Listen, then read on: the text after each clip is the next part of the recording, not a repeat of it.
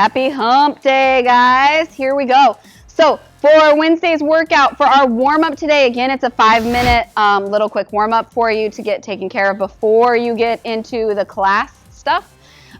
For this one, you're doing a 100-meter run or like 8-ish shuttle sprints, something that's going to take about 45, 30 seconds. Then you're going to do 10 air squats. So just warming it up, drive those knees out on the way down, out on the way up. If you need to sit at the bottom of the first few and rock it around a little bit, you can absolutely do that. And then you're going into 10 alternating reverse lunges. So you're stepping back, making sure that those knees stay at that 90-degree angle. Your chest is staying nice and tall. Good, just like that. Nice. All right, after you're done with your warm-up, then we're going to jump into a quick little 5-minute EMOM of 10 mountain climbers. And for this one, guys, each foot counts as a half. So it'll be like 1 and 2. So 1 and 2 and 2. Yeah. So 1 at left and right equal 1. Sorry, I don't know why it took me so long to explain that. So 10, you'll actually do 10 on each side. Okay, that'll equal your 10. Then you're going to do 10 push-ups. And nice and tight, moving in one piece. Elbows are staying close to the body. Good. If you need to go to your knees, you absolutely can. For the rest of that minute after you've done your 10 mountain climbers and your 10 push-ups, you're going to be holding a plank. So it's harder to be in an up, like in this taller plank, but I want you to make sure that you're noticing how Justin is stacked. So it's always wrists, under elbows, under shoulders. So if he was to go wider with that, he's in a very much less of a stable position. And we don't want to be there, right? So if we want them right underneath, that's bone on bone, which means that it's going to actually be easier. If you go down to your elbows, that is an easier plank than being on your hands, but you can also stay nice and stacked there too. So either one works. You're just going to be holding that for whatever time is left in that minute until we go into that next minute of the mountain climbers, push-ups, and then plank hold. Okay? Then for the workout, we have actually 3 8-minute AMRAPs. Or EMOM, sorry, that you're going to be doing. So the first one, you're going to do max burpees or double unders in the first minute. That's your choice. So you have a lot of choices. It's kind of a choose your own adventure day today. So in the first minute, you either get to do as many burpees as you can in a minute. So hips and chest hit the ground, pop it up. Again, kind of notice his feet. He's staying wide behind him. And then he's also staying wide when he comes up. So that not only shortens the distance, that range of motion that you have to go through, but it also increases, that's enough, yeah, you could rest. It also makes you super efficient at burpees, okay? So you'll actually be doing less work if you can get those hips to pop up, those feet to stay wide, okay? So this would be a good one to practice that on and kind of get that motion down. If you don't want to do burpees, you can do double unders. So jump rope is passing underneath his feet twice for each jump. Nice and relaxed. Ooh, that got really fast. It's aggressive.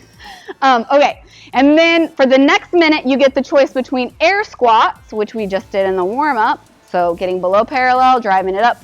Even though we're not there watching you for the most part, if you're not on a Zoom call, we still want you to make sure that you are hitting that range of motion and keeping that chest nice and tall.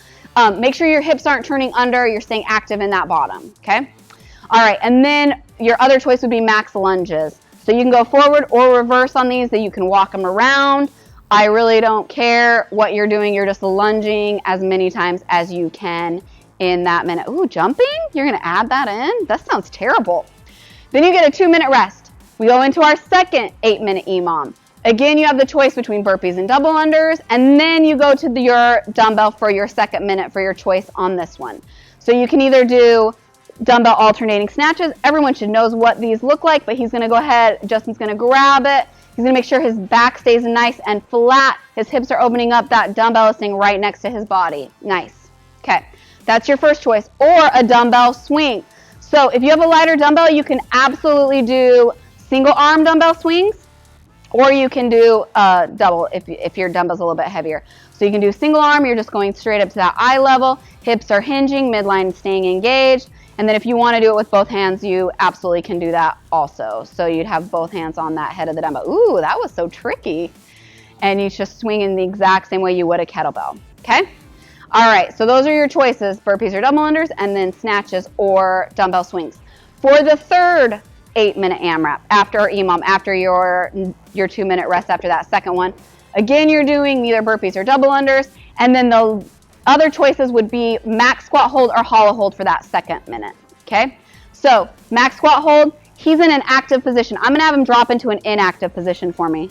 This is not a good squat hold, okay? His back is rounded, his hips are turned under, his chest is down. He's gonna pop back into that active hold. He's still below parallel, back is nice and flat, and hips are still in that active position. If I ask him, Justin, are you driving your knees out actively right now? Yes. He's feeling that floor through his whole foot, and he's just gonna pop it back up. So you're just holding that for as long as you can in that minute, or you're holding a hollow hold. So the most difficult hollow hold, like we always talk about, is that nice kind of the bottom of a rocking chair form. So his arms are up, his legs are together, toes are pointed, okay? His low back is pressing the ground. He can make that easier by bringing a knee up. That's gonna press that low back into the ground. He can make it even easier by raising his other leg, and then he can even make it easier by bringing his hands down. Good. He's still in that same nice hollow body position, okay? So those are your choices for today. Jump on a Zoom call, guys. They are fun, and I know that we're all kind of losing our momentum right now, and we all need to make sure that we're seeing other people, and if you get on a schedule, I know that you will, that we can kind of get the momentum rolling again until we can all be back together. All right, have a great Wednesday.